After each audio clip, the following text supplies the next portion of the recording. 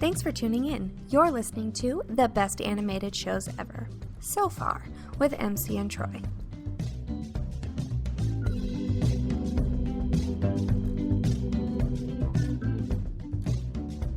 I'm Troy.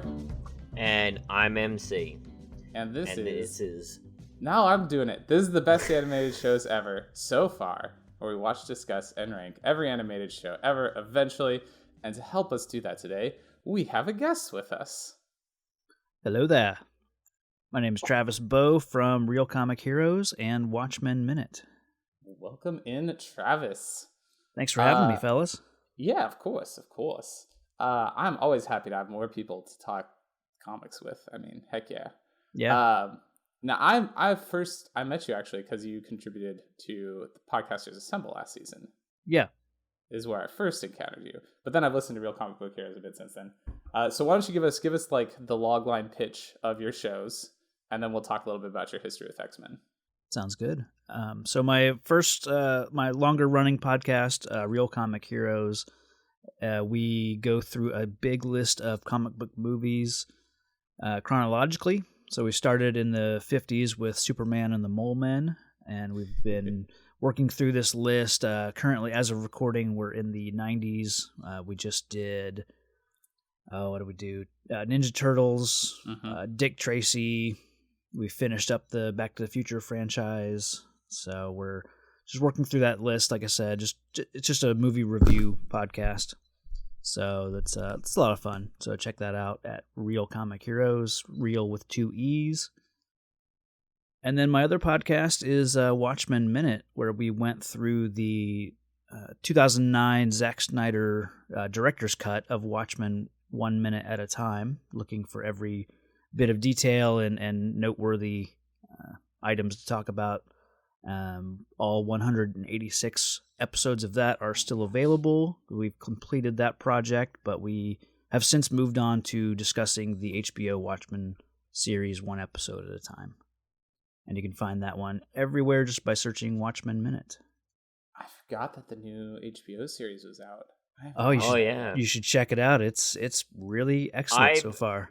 I've seen bits and pieces of it. I've been flicking through the channels, and I keep meaning to I should record that and watch that. It looks really interesting because it's supposed to be like everything from the comic book is supposed to be based in like the 80s, so it's current time. Watchmen. Yeah, like 30 years after. Yeah, cool. Well, awesome. I went and pulled some of the more recent episodes of Real Comic Book Heroes, and I like that you guys did the like superhero, was it top comic book characters you pulled a list from? Oh, that was a cool idea. So basically, MC, they pulled just a list of like the top 100 comic book heroes or characters and rolled a dice and talked about characters based on that. So you, actually, I just recently heard you talk about Professor Charles Xavier, but why don't you give me, outside of that, kind of your background with the X-Men animated series? Because this is one of, I think, 2 shows that you suggested you'd like to guest on. Sure. X-Men history, I guess, kind of starts with this show. It came out when I was, 9 years old, so it was just perfectly in my wheelhouse of Saturday morning or whenever day it premiered, whatever. But yeah, it was a heavy rotation in my viewing. And this is, I think, what led to, like, a few years later, the Jim Lee X-Men comic book trading cards would come out. It's like a series of trading cards that Jim Lee specifically did. And it was very much like this X-Men team from this show. So, just fell in love with collecting those. And that led into trading comic books and just... And this was all like with kids I went to school with, so it's whatever I could get my hands on. It was impossible to follow a run of comic books because you're just getting random stuff that was either handed down from someone's big brother to them and then traded to me for lunch money or cards or other comics. And I still have my random collection that from when I was a kid. my mum would occasionally just go and grab me like 5 different comic books because they were like that they were selling them for $1 each. So she would just grab like 5 at a time and like bring those home to me, and I just had this random collection of comic books. My favorite one was one that was just called Ninja. Was it Ninjak? No, it was Ninja. Okay. Just right on. Ninja. It's really one of the covers was like trying to be holographic and kind of shiny. I wonder, it's probably over there. That always works well. Yeah. Yeah. The 90s. Yes, everything needs to be holographic and shiny. Yeah. Yeah. So, I think my first couple comics, were definitely X-Men, some Wolverine, and then Spider-Man and Batman and stuff like that. So yeah, my I guess history, like I said, with X-Men kind of starts with this show. So that's awesome. Yeah. I'm kind of the same way. We've already talked a little bit about it, but I was telling MC back when we started that my memory of this is that, like, it was the X-Men cartoon, that and Batman. I watched both a bunch, but then like in the middle of recording our first episode, I remembered that I had like the little the like golden book style book adaptation of the first 2 episodes of the X-Men animated series. Oh, nice. Where it introduces Jubilee. I've gone and looked that up, MC. It's a book on tape, it turns out. So there's a book, and then there's a tape you can play along with it. And I'm like, well, I'm getting that for my child. Like, obviously, I'm going to buy that for my kid when they're old enough to appreciate the tape. So I've gone and tracked down the book. I think I liked that book as a kid more than the show, because I think I probably read that book way before my mom would ever let me watch the show. Do you think you could get it as an MP3? It's on YouTube. The audio part is on YouTube. So I can just set the kid, if I wanted to, I can set the kid the phone. What, you think my kid's not going to have a tape player? Come on. I mean, how tape players aren't like really big anymore, are they?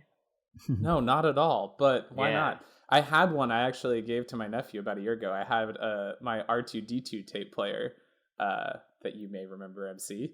That has 4 buttons that makes different beeps and squeaks and sounds, and then it's also got a tape deck in it, and it had the John Williams score in it.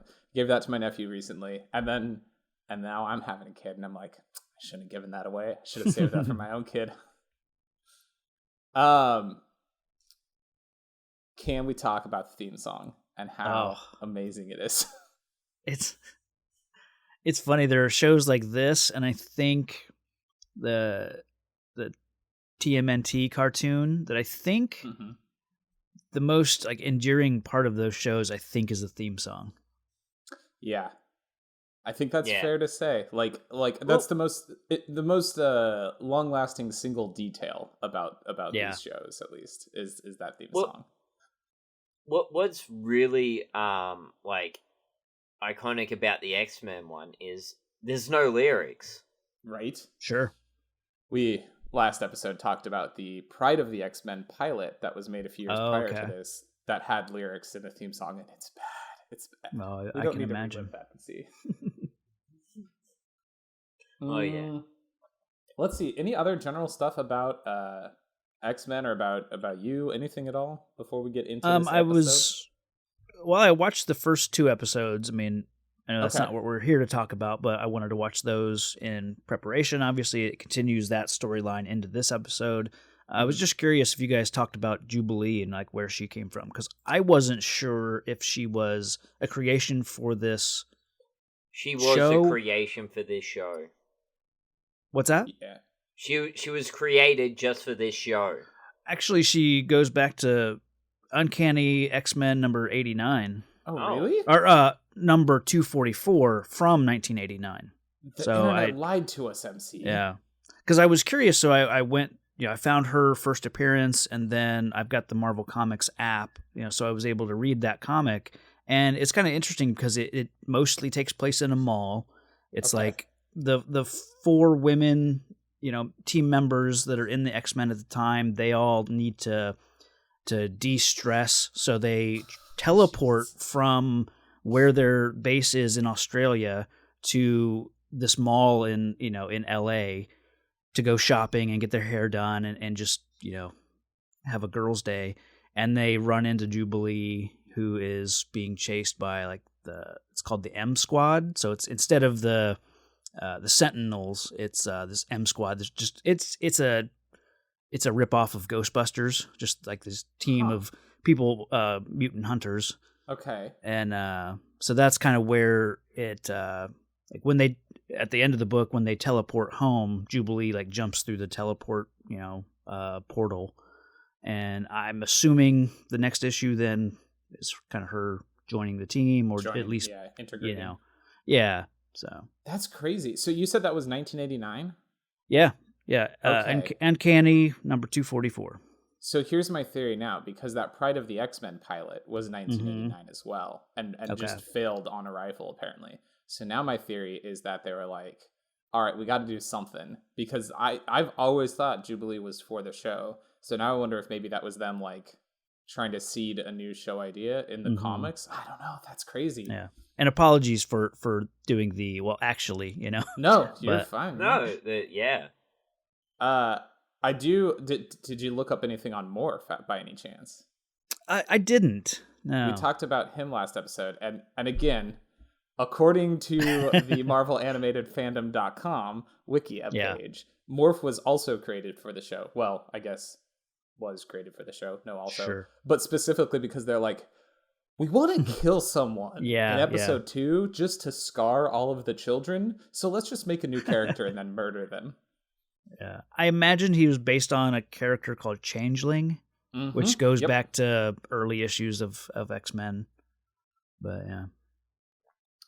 And apparently he comes back. MC told us all about it. But we don't need to get into that. What we need to get into, MC and Travis, is we need to get into talking about X-Men Animated Series Episode 3, Enter Magneto, right after these messages.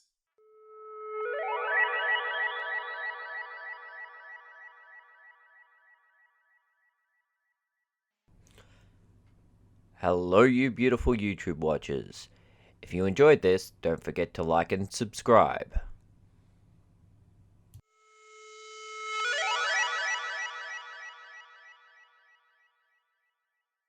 And we're back. Previously on the X-Men. Straight into it. Okay, this is, dang it, MC.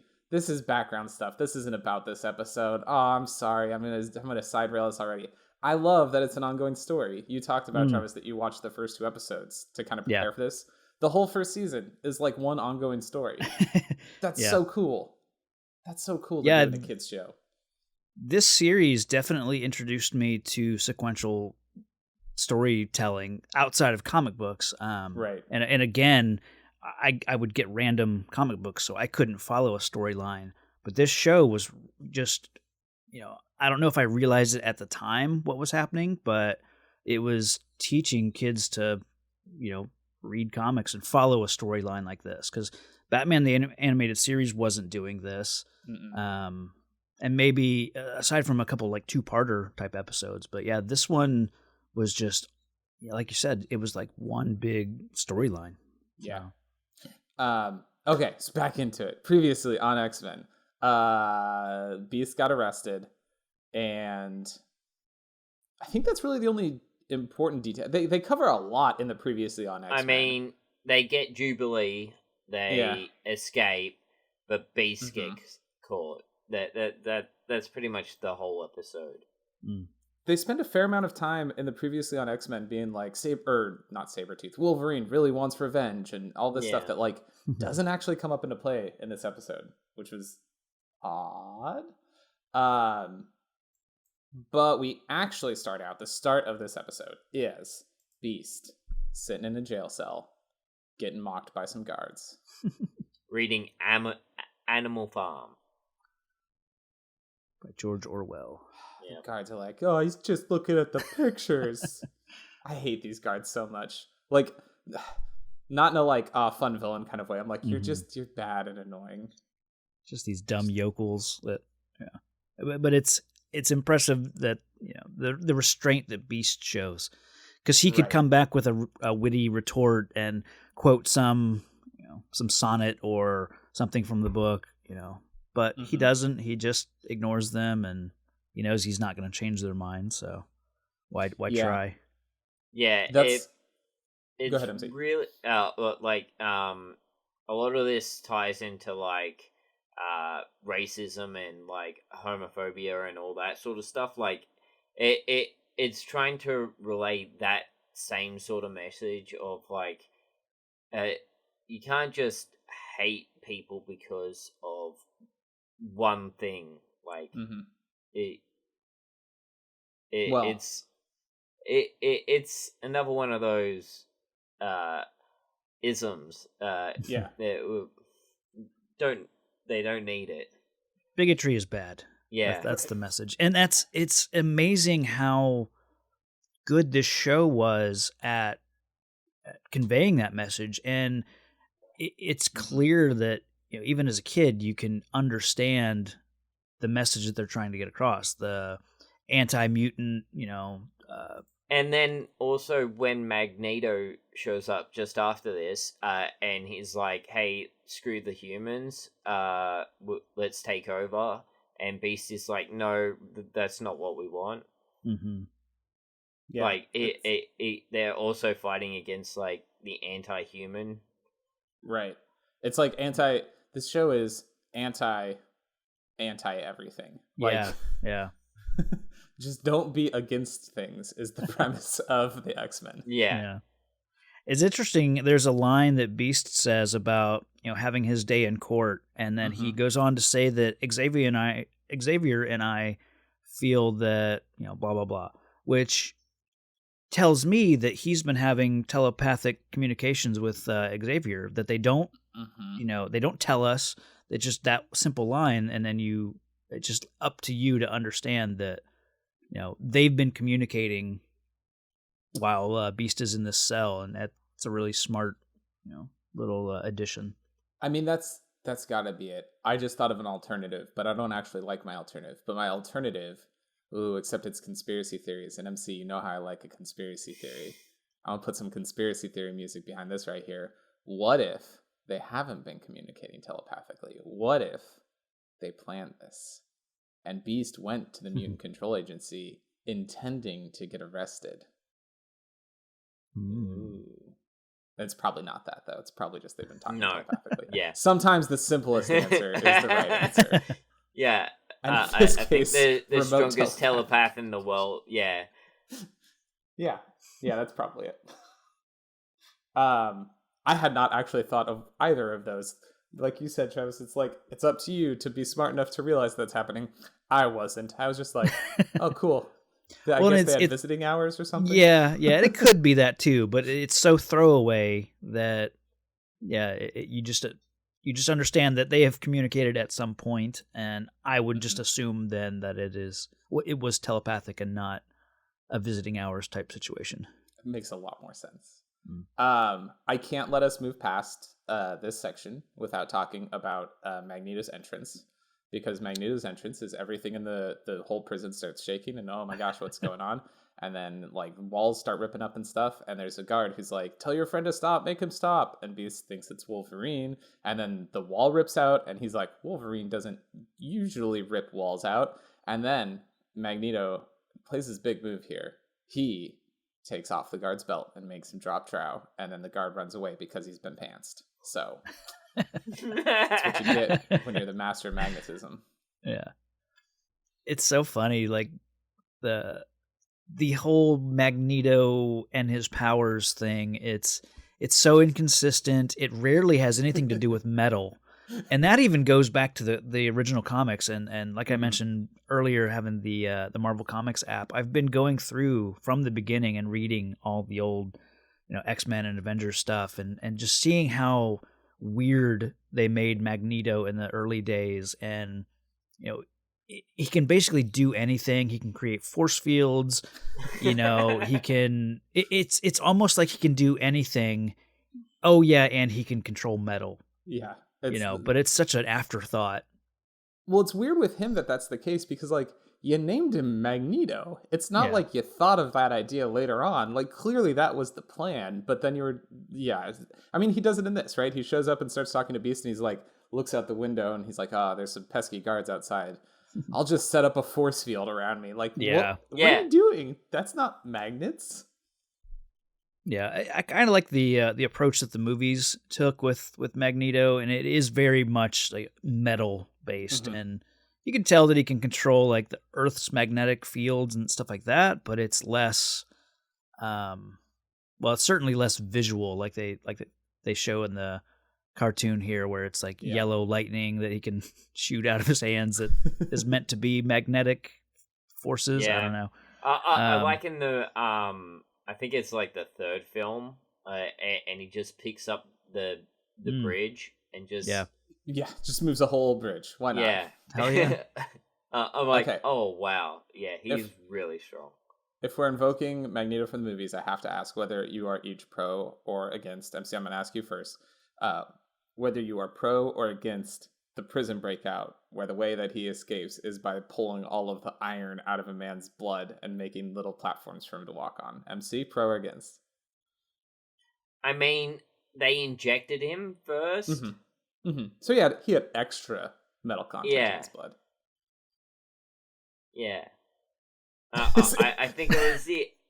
I think that is still a bit iffy, but I think just because they injected him with iron makes it hilarious. Okay, I'll take that as a 4. Travis? Hard pro. Yes, good. Very good in favor of chat, that. I knew it. I've heard people complain about that scene, and I'm like, it's dumb, but it's fantastic. It's so excellent, yeah. And I love that, tangent into that movie. It's not even that he's been tipped off that, if you get arrested and put in jail, I'm going to inject some cop. It's just this cop shows up and he can just feel that that guard has too much iron in his blood. Like he can just detect the presence of metal. I really like that real subtle use of his power. It's very good. Yeah. You can tell. I guess Magneto didn't show up in the earlier episode, so you wouldn't have talked about this. No. But you can tell by the voice that the show runners, if you want to call them that, for this, they're definitely basing Magneto on like a Yul Brynner. Okay. Because he has some serious Pharaoh from Ten Commandments vibes about his character. So I really dig that. He's very what do I want to say? Like stately almost. Yes. Like he's just like he is orating every time that he speaks. Yeah. He says Xavier weird though. I noticed that. Xavier. Like in a good way. I'm like, I like how he says that. Like he like has disdain dripping from that word every time he says it. So let's see. He tries to convince Beast that that humans are bad, and Beast is like, nah, they're not, and puts his cuffs back on. And so Magneto's like, all right. And there's like tanks outside now, and he's like, I guess I'm just gonna go, but first I'm gonna mess with these tanks. Yeah, he just like messes with every like all the guards and the tanks, and then just flies away. Yeah. Super eerie the way they do him, like him versus the tanks. It's just the music drops out and the audio drops out, and it becomes this. I thought something was wrong with my sound, because it's like this bell chime as he's destroying these tanks and stuff. It was really effective and very creepy. I think this episode, actually, this whole intro for Magneto, does a good job of showing kind of the two sides to his power. Oh no, meeting will end in 10 minutes. Boo. Apparently it's not just the recording period. All right, we'll finish this scene and then restart it. I think this scene does a good job of showing kind of the two sides to his power in a couple different ways. So at the beginning, I joked about him pantsing the guard, but realistically, like that's some like finesse work with your magnetic powers compared to, ripping out the cell wall.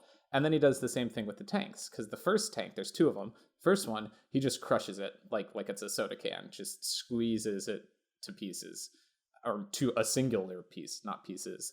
And then the second one, he dismantles it piece by piece. Like you see like screws coming out and everything, just like till there's just the seat that the pilot of the tank is sitting on.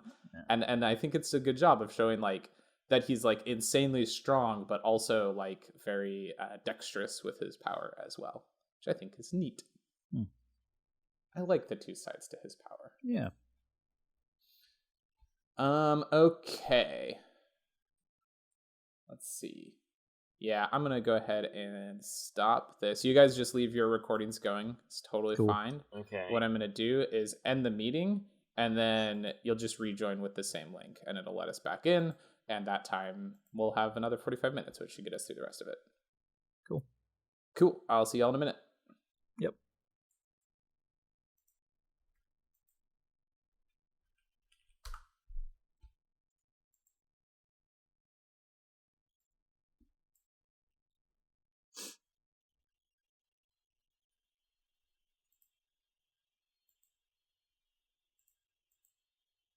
There we go.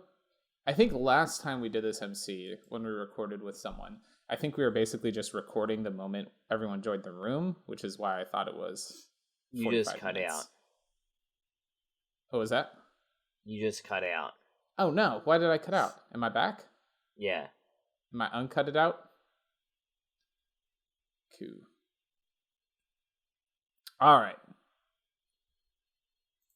Not hearing Travis yet.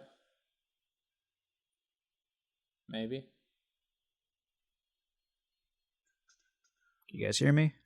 Yeah. Yep, there you are. Okay. And we are recording here. Cool. We should be able to go back into it. Where do we pick up after that?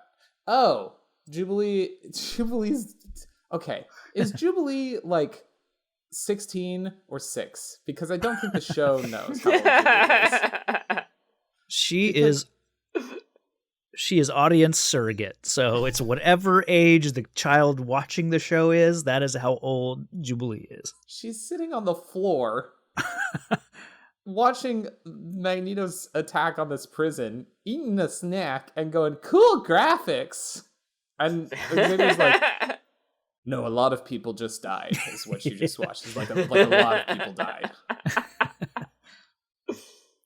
But those graphics were sick, right, Professor? High five, dab, runs out of the room. Oh, what? You know that dab. dude? People forget that. What's that? And then she's like, what? You know that guy? Okay. This might be the worst line in the episode. Because she's like, oh, there's a guy there. And he's like, yes, that is Magnus. He was a friend of mine. And she goes, why?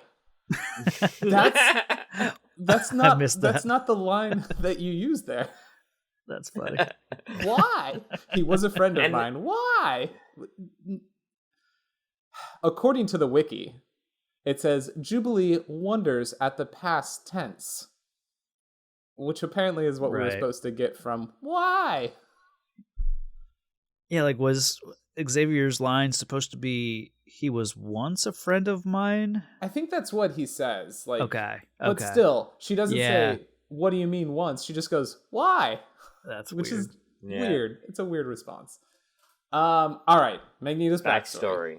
Yeah. Well, not just Magneto, but also Charles, because it's him before he's in his chair. Mm-hmm. That's true. Yeah. And I like that they don't address that. It's just left up to, I guess, the audience to understand that he obviously wasn't always in the chair. Right.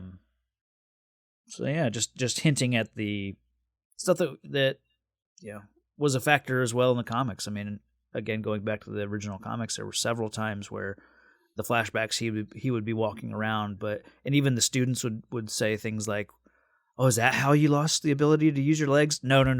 That's another story for another time. Stuff like that. I like that in this flashback, he's telling Jubilee.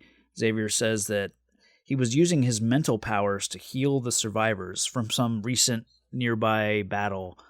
Yeah. Line of using his mental powers to heal? Like, that's a new thing. Possible interpretation. He was healing them from mental pains from the war. Maybe he was like helping them forget about events that caused them PTSD. Okay. Maybe? No, that I like that, yeah. It makes more sense than he healed their bodies using his brain, because that gets into all kinds of weird things. Maybe he healed their brain with his brain. But if they were shot in the legs... Yeah. No, I'm saying, like, if they had head trauma, like, if they were in comas and stuff. Yeah, because I think the scene... I think the scene plays like they have physical injuries, but he is using his mental powers to, control their bodies and make them heal. I think that's how it comes across, but I like rationalizing it that, yeah, he's taking away their PTSD, that sort of thing. Maybe he can, so Wolverine's healing power is a mutant ability, but it's just the body doing more of what it could normally do. So maybe he can stimulate whatever in your brain. Nah, I don't think this is anything. I don't like it. Cut the conspiracy music. That's nothing. Okay. So Magnus and Xavier were friends, and then the military group that had attacked his country attacked again, and they both revealed their powers in trying to save people during the attack. And basically Xavier was like, this is great, we can be mutant buddies and save the world. And Magnus was like, or we could destroy it. And that's pretty much the origin story. Yeah. Fundamental, part of X-Men is that, it's based on the civil rights, problems in the 60s when the book came out. So it's like a nice little hint at that. I mean, I don't think a kid would really get that, but they were always the different sides of the same coin, how to handle your, I guess, activism. It's either Martin Luther King or Malcolm X, and it's... Yep. Yeah. Well, and it's great because, like you said, kids don't necessarily get that, but I think this does a good job of teaching kids how to kind of understand those things from a young age by just setting them just distant enough from reality that they can kind of absorb it. I've heard the same thing said for the Harry Potter books, that the Harry Potter books are really good at teaching kids certain kinds of acceptance and ways of processing hatred and grief and a lot of things that you wouldn't necessarily think from a surface read that it's like teaching the kids those things, but it can be. So, let's see. This episode is all over the place. It's got so much happens in it. So we had the attack on the prison, then we have a flashback, and then the next bit would be the courthouse, where Beast is getting his day in court. But it's very crowded. Like, this is one of those things where everybody showed up to see the trial, and there's people jeering and stuff, and this is another just random thing, but really bothered me, is the judge is like, all right, settle down. And it's like the audio engineers wanted to make it sound like there was a lot of people there, but there was only 3 guys working that day. So it doesn't sound like there's a lot of people. It just sounds like the same 3 guys going rah, rah, rah, rah, rah, yeah. Oh, you mean South Park? Yeah. Rabble. Yeah, exactly. That's what it sounds like. Oh my God. So to keep me up tonight, I played Modern Warfare online, the remastered. I was playing that, and back in the day, me and my friends, when we'd start hearing people just yelling at us for doing whatever, we'd just start doing that back at them, all of us just going rabble, rabble, rabble, rabble. My favorite was just to be overly nice whenever people yelled at me in an online shooter. They'd be like, God, you're terrible. And I'd be like, oh, but you're so good at this. That was a great kill you just did. Great job. Thanks. So basically, the premise of the courtroom scene is that the judge is super racist against mutants, but he's pretending not to be and doing the things where he's like, of course you can have a chance to speak because we wouldn't want anyone to think we're racist. Right, racist friends? And eventually Beast does some quoting here. Travis, we were talking about in a previous episode that I think MC's way of saying it was that he thinks that Beast is actually not necessarily smart, but he's kid smart, where he says just enough smart things for you to go like, wow, he's really smart. Yeah. He can memorize whatever he reads and recall it perfectly. Yeah. So he quotes some Shakespeare to try to convince normal people to side with him, which, like, dude, how did you think that was going to work? Yeah. I love the judge's response when the last thing Beast says about, if you prick us, do we not bleed? And he's like, don't tempt these people, Mr. McCoy.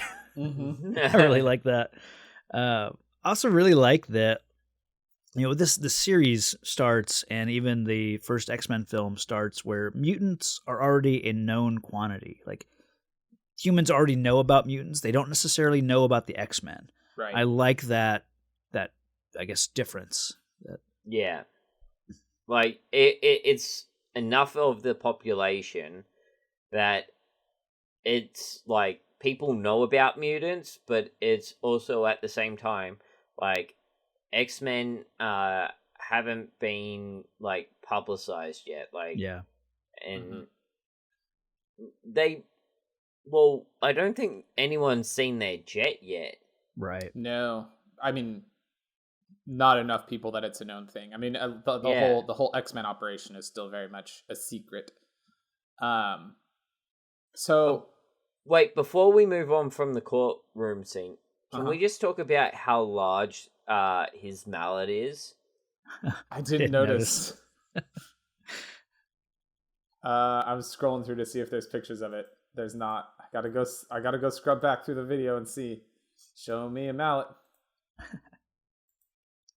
I did notice when he does slam the gavel down that the judge has been, up to that point had been trying to be like, oh, we're not racist. You'll have your chance and everything. But when he does slam his gavel down, I forget the dialogue. It might be like, because he's not convicting him.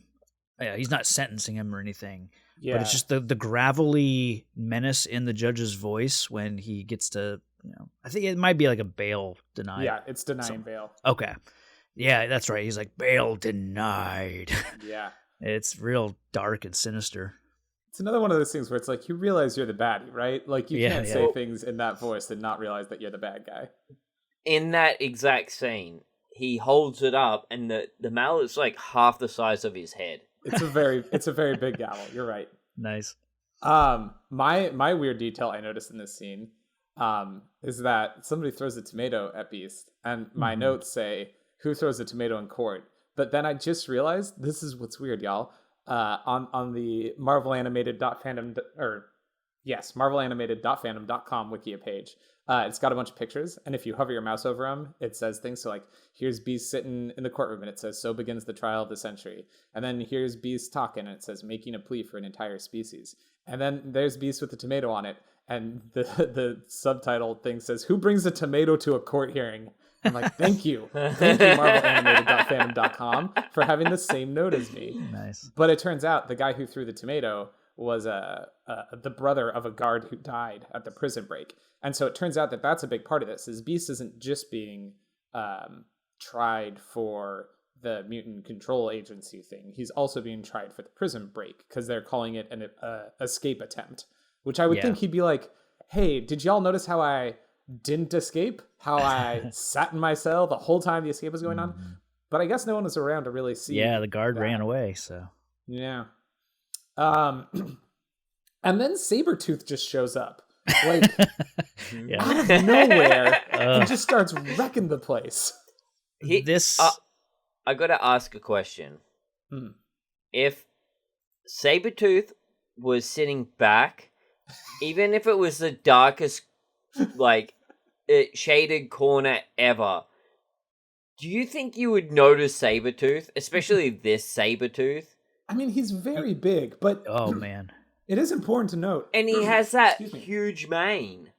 He doesn't run in the room. Right. Everyone else, like, he's just there. Yeah, the Yeah. doors like burst open, and then it pans over, and he's just there. Like, I think it's meant to be that he kicks in the door and runs in, but it like You know how see when the you kick in door to a room, explode.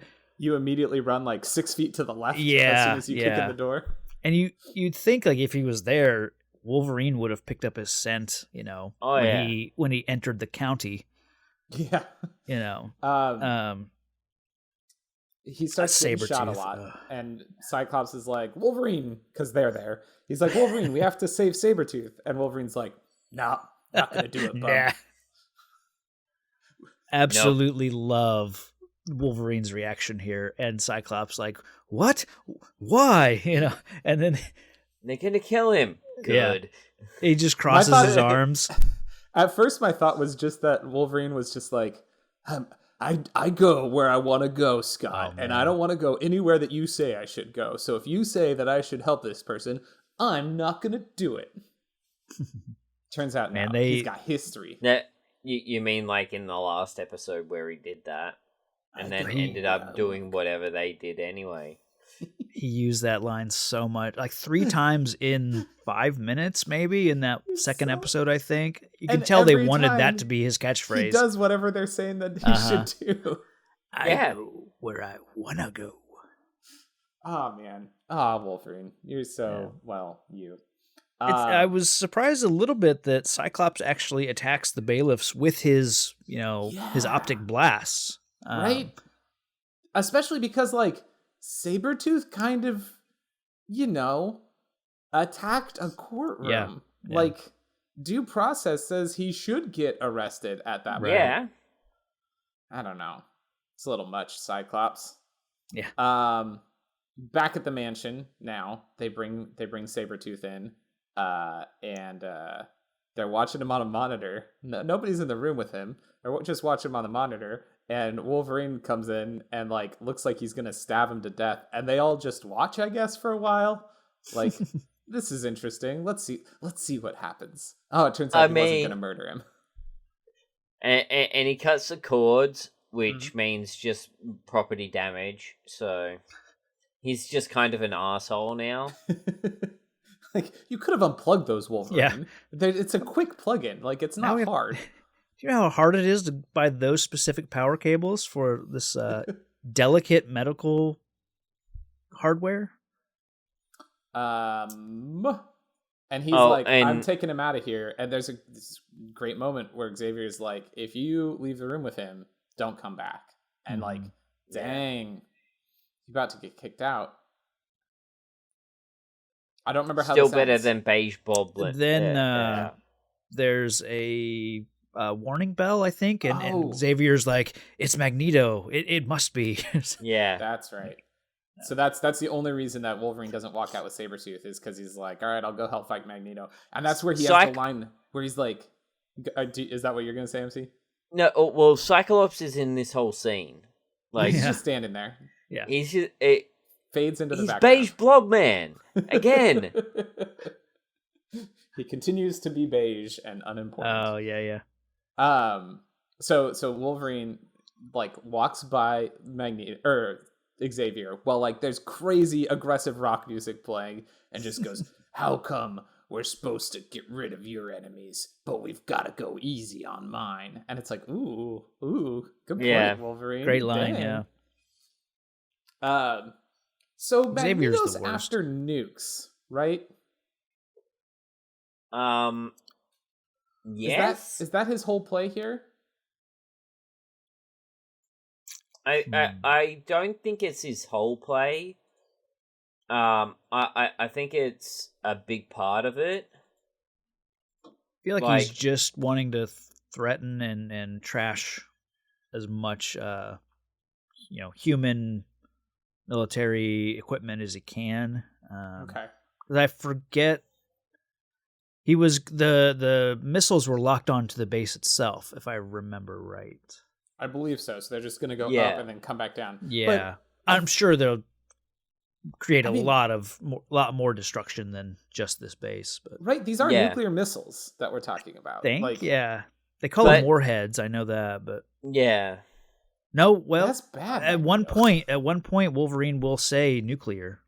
Yeah. So, of course, this is kind of in that time, I think, when they're well aware of the destructive capabilities of nukes, but it's kind of more. I don't know how to. They're used very casually. They're it's a not catch-all bad weapon. Yeah.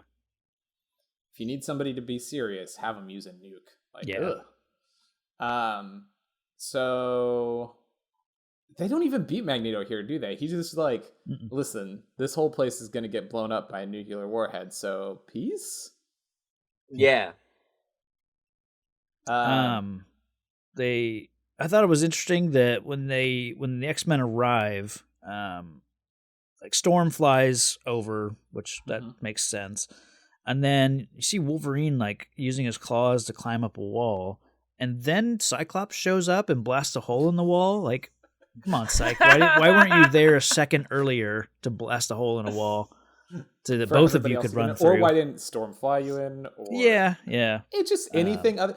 You know what Magneto should do? Magneto should just be like, Xavier, the Brotherhood of Evil Mutants is totally going to attack this base at about 9:15.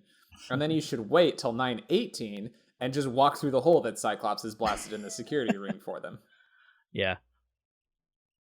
That would work. Cyclops has one. Listen, when all you have is concussive eye beams, everything looks like a wall. It looks like a wall that you've got to blow up. Nice. No, it wasn't.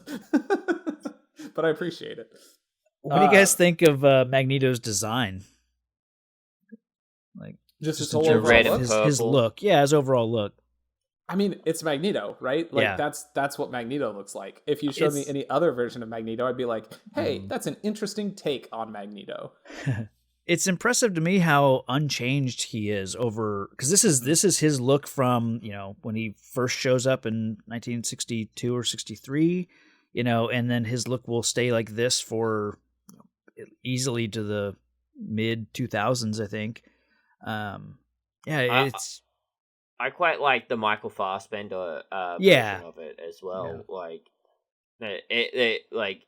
The actual outfit looks good on the fit young Magneto. I'm not too sure old Magneto was the best to put in one of those onesies. Yeah. He's I think he and Doom are the two least changing comic book outfits. Might be, yeah. Because I mean, normally especially as you get into the 90s, the era of toys, you gotta have different costumes all the time, so you can have scuba diving Batman and things like that. Oh yeah. Whereas, Magneto and Doom they are who they are. They don't need to change. Both in their outfit and in their mindset. See, it's a metaphor for how he's unwilling to change his views on the world and also his pants. I like how they resolve the nuke issue, because basically Storm flies up there and is going to sacrifice herself I think her plan is to make them collide in the air. Well, I kind of like how they resolve it, because then what happens is Xavier taps into her brain and is like, learn everything Cerebro knows about the nuclear warhead so that you can reprogram them and send them out to sea. Yeah, because when did Cerebro become Wikipedia? As far as I know, it's just there to boost Xavier's mental ability to hone in on mutants. And communicate across long distances. That was the whole reason the thing was made. But they're making it out to be this internet-esque library of weird information that they need to know.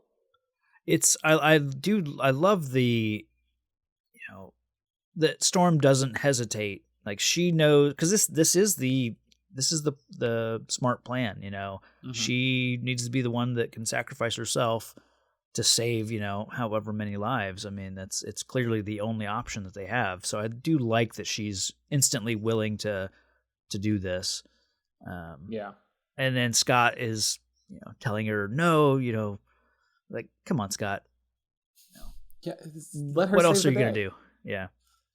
Well, the needs Scott's of the all many. wrecked still because of Morph maybe Sure. dying under his command. Like, And that's fair. Yeah. Yeah.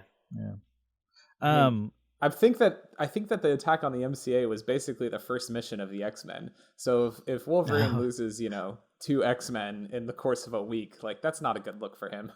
Yeah. Before Magneto bugs out and they have to deal with the nukes, we get, almost as much of him quoting, not necessarily like. At one point, I think when the X-Men arrive, the first thing he says is, "Oh, what a brave new world," and that's a direct quote from Brave New World from Aldous Huxley. And then a little bit later, after he's offered a place for the X-Men by his side, and they've of course turned him down. Then he says, I'd rather die on my feet than live on my knees, which is a direct quote from Emiliano Zapata, who was a Mexican revolutionary. So nice way to just, shoehorn in these, important quotes from history and stuff like that. These ideas that would have, to a kid, would have just seemed like, oh man, that Magneto, he's really smart. Yeah. Again, it's simultaneously like, if you know the references, it's kind of cool that Magneto's referencing those things because they are thematically appropriate to him. But if you don't know the references and you're a child, you're just like, I don't know what that meant, but it sounded really good. He's probably read as many books as Beast has, at least. Yeah. Yeah, I like that. I like Magneto in this so far. I mean, we've only seen him in this one episode, but Magneto's. I like villains. I enjoy seeing villains on screen, and Magneto, I think, is like consistently one of the best. He's very good. Sure. He ends the episode by saying, "You've trained your X-Men well, Xavier. They've delayed my war." And he says, "Why have you turned against your own kind?" And it's him shaking his head and being sad at the end of the episode. And it's like, it's just a little bit of humanizing because he doesn't say that like yelling it at the sky in anger. He looks sad about it, like because he and Charles used to be friends. Yeah, that makes me sad. There's one kind of throwaway line that I really like from Magneto. I think it's when it's still him interacting with the X-Men, and he says something like, "Tell Charles I've healed since our last encounter." And at no point did we ever see in the flashback that Magneto was injured but it just indicates that they've had other encounters, and at some point he was injured or possibly mentally. We're not sure. Yeah, but that's interesting. Just a subtle little line that indicate that they've had a lot more history. Well, I think when Jubilee's talking to him about it, she says like, "But you beat him, right?" And he goes, "I did what I could," which I didn't even. The weight of that line didn't occur to me until you pointed that out. But yeah, I wonder what it was that Xavier did to stop him. Interesting. Well, we'll never find out because this is all we're watching of this show, MC. So we're gonna go to. Well, we can keep watching it. Listen, I'm not gonna stop you. We'll go to our messages here. Travis won't be with us for the messages, but then we'll have you join us again in just a moment, Travis, for ranking the show at the end. Hello, and welcome to our reactions to your comments on the X-Men this week. So, Troy was going to be here, except he just had a child, so instead I have a guest co-host who's done all the research for this week. He's taken up Troy's position for this week. So, Tyler, welcome back to the show. Hey, good to be here. Yeah, so you've got all the Facebook comments that have come in, and we got one comment on Reddit as well. Yeah. Which we do we want to start with the Reddit one? Sure. Yeah, we can start with the Reddit one since there's just one there. Let's see. I have that page up somewhere. Okay. Yeah, I got it. So the Dead Will Walk said, "No other cartoon theme song fired you up as a kid like X-Men." So, yeah, what do you think about that? You agree? Yeah, I completely agree, and I think one of the big things that I think I talked about it in one of the episodes is it's probably because it doesn't have any lyrics. Yeah, I remember you guys saying that whatever the other X-Men series that never made it to air, like Troy said, it had lyrics, and yeah, they sounded awful. Apparently they were bad. Yeah. He read them out, and I was like, oh, that sounds awful. Even though Troy isn't here, he's actually commented on that Reddit post. He says, for real, that song is so dang good. Can't even swear on the internet. So yeah, and then he refers them to a version of the song that I told Troy about, which is a metal cover by Power Glove. And yeah, it's really good. That's probably the only version of the song I've heard in the past decade. So I went ahead and watched the 3 episodes that you guys watched, and hearing the actual theme, I was a little disappointed by it because it's it doesn't have the same energy. And also it's I watched it on Disney Plus, so it's probably the best version they could find, but it's from a VHS, that's just been sitting somewhere for 30 years. Oh, yeah. So. Well, now let's see what the people of Facebook have to say. Yeah, so Troy posted this on a podcasting group on Facebook called Podmates. So all of the people responding to this have podcast. So if I know their podcast, I'm going to mention it just to be nice. So let's see. The first person's name is Brian, and he hosts a podcast called Cynic Critic Chat. And he said, I remember absolutely loving it and thinking the voices were great. I've gone back to it in my adult life, and it is still fairly enjoyable, but the stories are more simple than I remember, and the voices are not that great. Although Beast, Gambit, and Rogue, I feel still hold up. Well, yeah, Wolverine's got that gravelly voice that everyone does for Wolverine. Mm-hmm. But yeah, a lot of the characters are kind of bland. Xavier, Cyclops, they're all kind of bland. They don't really have accents or anything. The ones that do stand out, because it's fairly subtle, is Storm and I think Gambit, because he has the Cajun accent. I really Gambit's my favorite character because of this show. Yeah, I think he's a lot of people's favorite character because of this show. Yeah. Which actually leads into our next question, our next response, which is from someone named Josh, who I could not find what podcast he does. But he said, they made Gambit so cool, effectively destroying his future on the big screen in many ways. I guess because no one can live up to his coolness. Yeah, I guess. I mean, he's... once or twice, he's only been displayed in the X-Men films. I think he's only been in X-Men Origins Wolverine. Okay, yeah. I really like that movie, and I like Gambit in it. And I know everyone hates it, and they probably hate Gambit in it, but it's a different version of Gambit, but I like it. Yeah. It's a more realistic, I guess, rather than bombastic. His whole outfit is really crazy. It's this weird purple color, and it's got a big crotch thing, and it's like he wears a jacket over the top of it.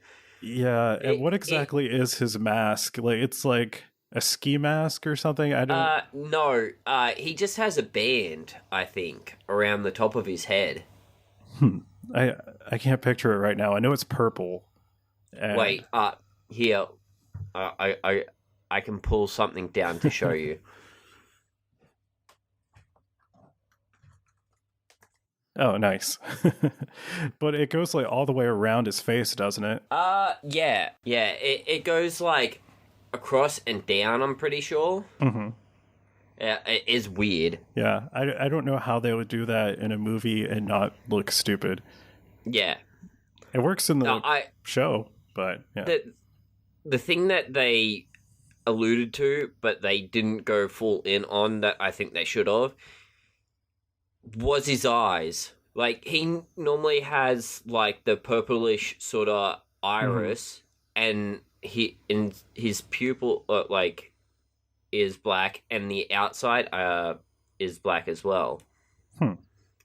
Like it's like black and with the purple inside the black. It's like really, like, when they did it in the movie, they just had his eye like flash that like purpley sort of color. They didn't actually make it stay that color.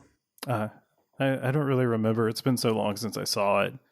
But yeah, I know in the movie, I don't know if he actually throws cards that much. He has like a pole that he fights with. Yeah, well, that's also a Gambit thing. Like, he had a pole that he used to like use. Like, guess he still does. Which is really weird. I guess he pole vaulted or something as a thief into like second story windows or something, I guess. Yeah, he does some stuff in the movies that kind of reminds me of the extendo stick from Dragon Ball, whatever. Yeah. Yeah. Yep. So we've got one more comment from Facebook, and this is from Rory, who hosts what is this podcast? Dog Hair Presents, and he says, "I'm fairly certain this show is largely responsible for my lifelong love of X-Men and superheroes in general. The characters were so cool, and the stories were amazing." I agree. I really enjoyed this show as a kid. It's actually what got me into like comic books and stuff as a kid, because I remember finding out that X-Men was a comic book series and wanting to get my hands on one or two copies so I could read them. Yeah, this was probably the first superhero thing I was really exposed to. Yeah, like this and the Spider-Man cartoon. I know they did a crossover at one point where Spider-Man is like turning into an actual spider, and Beast has to like help him. It was, I can't really think of like many other like Marvel or DC things that were out as early as this. Like there was an Iron Man cartoon. I don't know when that was. I never saw it until much later. But it's got like similar animation style, so I feel like it came out around the same time. Oh, okay. Well, the other one that I remember is like the early Spider-Man comic, like the one that all the memes come from these days. Yeah, like the 60s one. Yeah. That's where the two Spider-Man pointing at each other come from. I remember that one. Yeah, I don't know if I ever actually saw that. I've seen the memes. Believe me, I've seen the memes.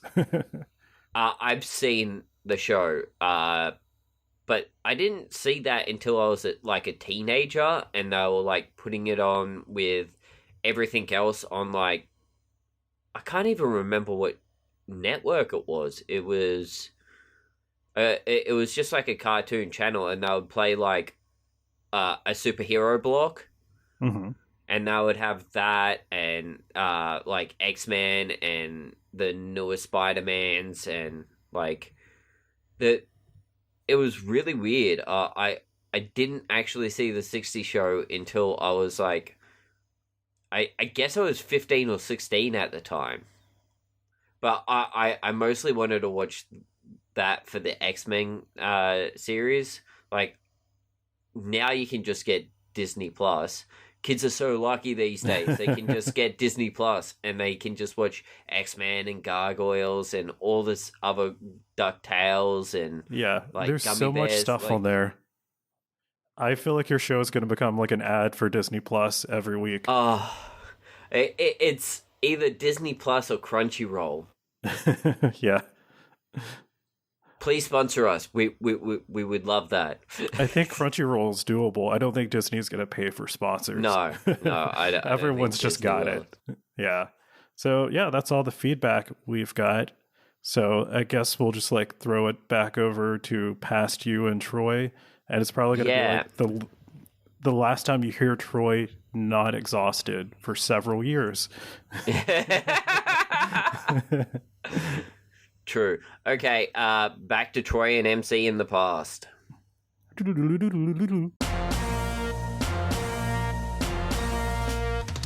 MC, Travis, it is time to put X-Men on the big list of every animated show ever. I don't remember if I said I was going to read them all. MC, did we say I was going to read top 10? Is that what we were going to do? Top 10. Okay. Top 10 currently are Batman the Animated Series, My Hero Academia, Dragon Ball, Gargoyles, Attack on Titan, Teenage Mutant Ninja Turtles, Castlevania, Pokemon Indigo League, Restaurant to Another World, and Food Wars. And then jumping all the way to the bottom of the list just to make sure it gets mentioned every time, The Legend of Zelda.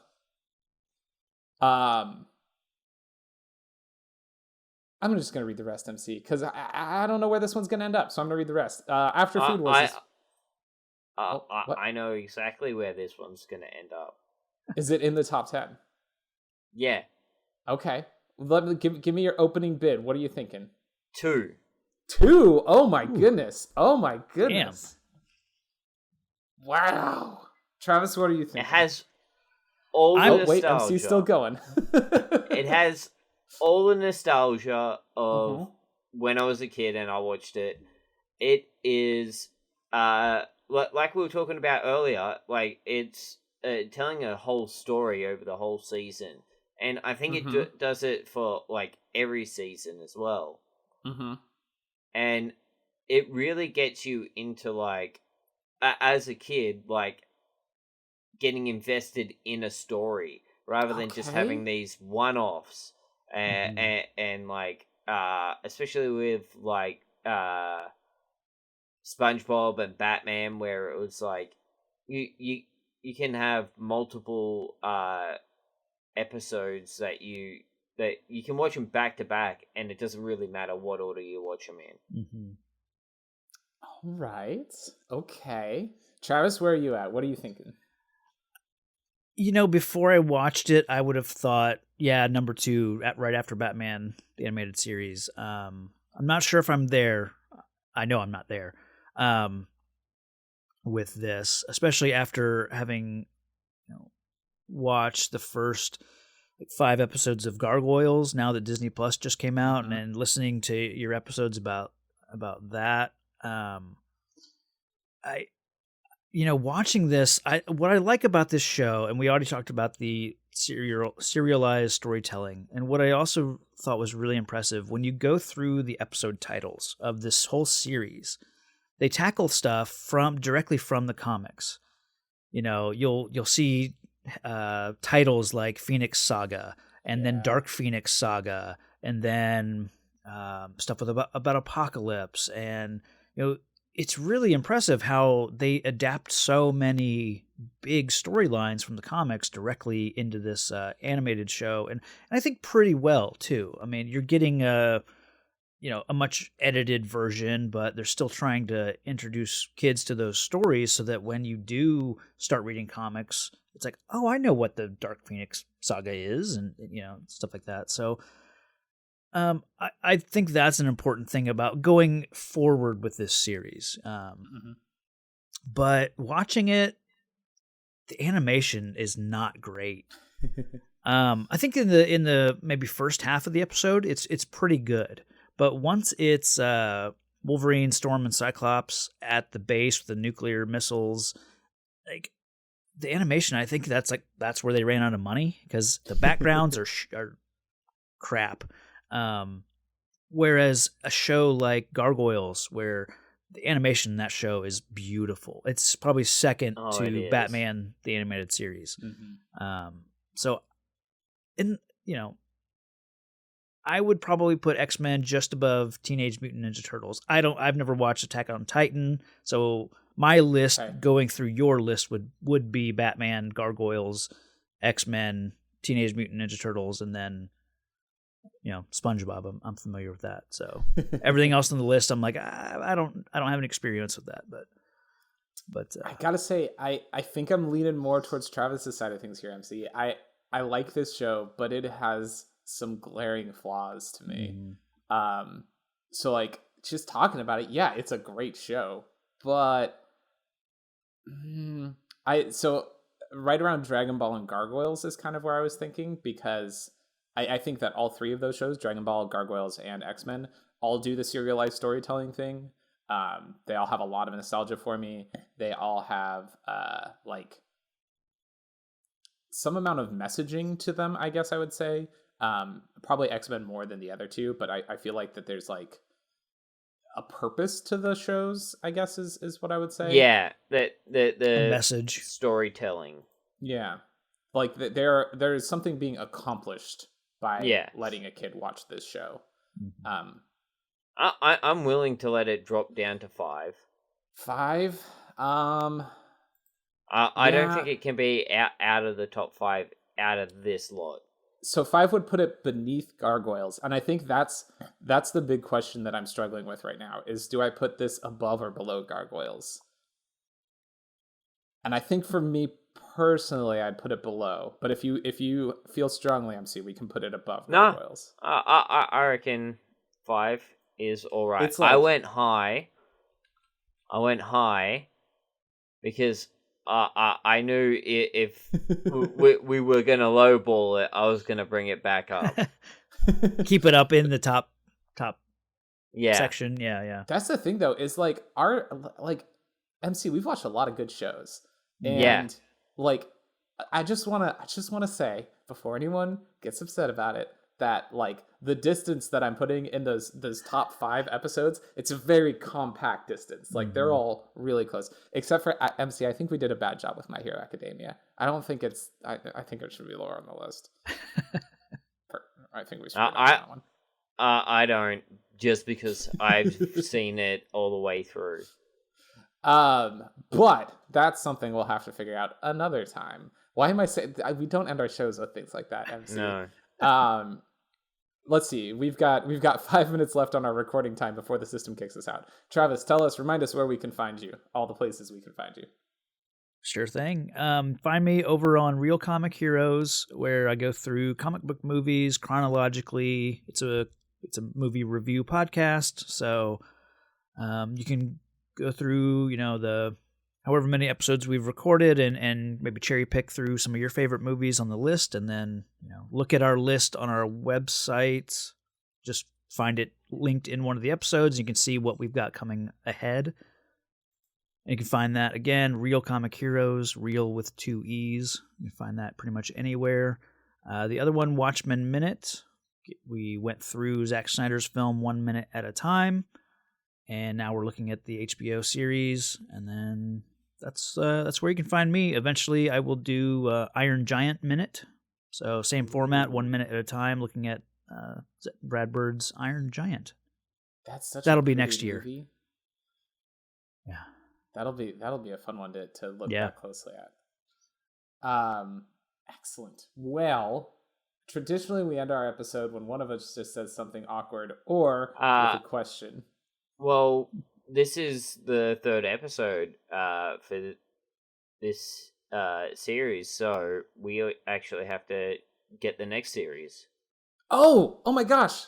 You're right. We've got 3 minutes and 53 seconds. We need to pick our next show.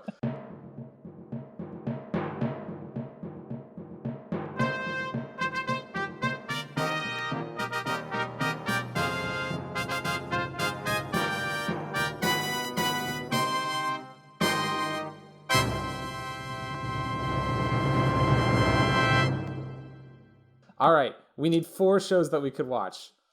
Travis, got a suggestion? We want to try and Absolutely. do not superheroes. Okay. I think you guys need to look at the animated Star Trek series from Animated Star Trek, 1967, 69 maybe. It might be Yes. 70s. It might be 70s. But Number 2, MC, what do you got? How about Digimon? Digimon, Digital Monsters. I'm going to say one I've put on the list before, Gravity Falls. And then for a final one, let's go to our list before our time runs out. you got 3 minutes. Best animated shows ever so far. Let's see. Let's pick something that the community suggested. How about Scooby-Doo? Okay.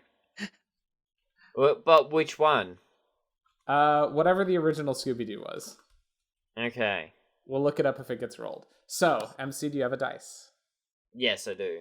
We've got Star Trek, the animated series, Digimon, Gravity Falls, or Scooby-Doo. We're all over the place with this, and I love it. 1. A 1. Star Trek, the animated series. Nice. Oh, fantastic. I've watched this whole series before. Yeah. It's not good, but I've watched the whole thing. As have I. It's got some well- good stuff in it. Yeah, it does. Like the one where they make a literal deal with the devil. A literal deal with the literal Yeah. devil. That's Yeah. the thing that happens in this show. Or the one where they have an inflatable life-size replica of Jeez. the ship and use it as a decoy.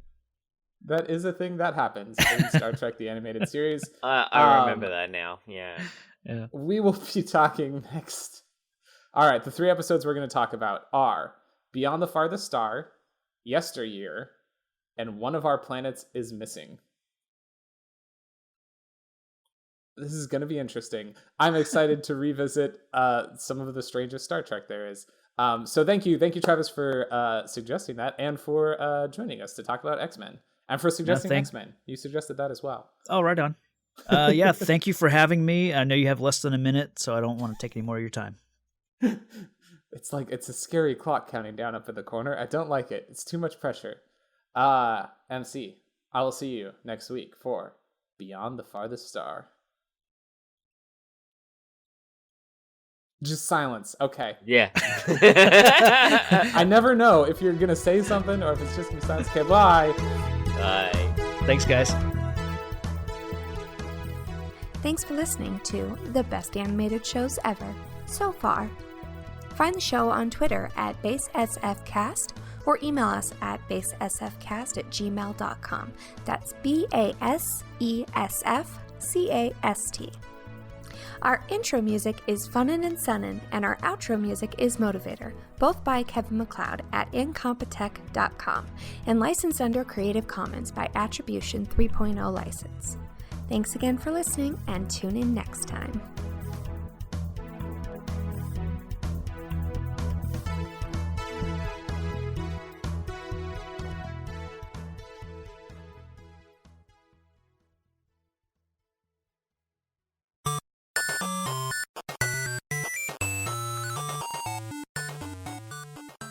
This has been a presentation of the We Can Make This Work Probably Network. Follow us on Twitter At Probably Work. For more of our questionable content. Also, we have a website called probablywork.com.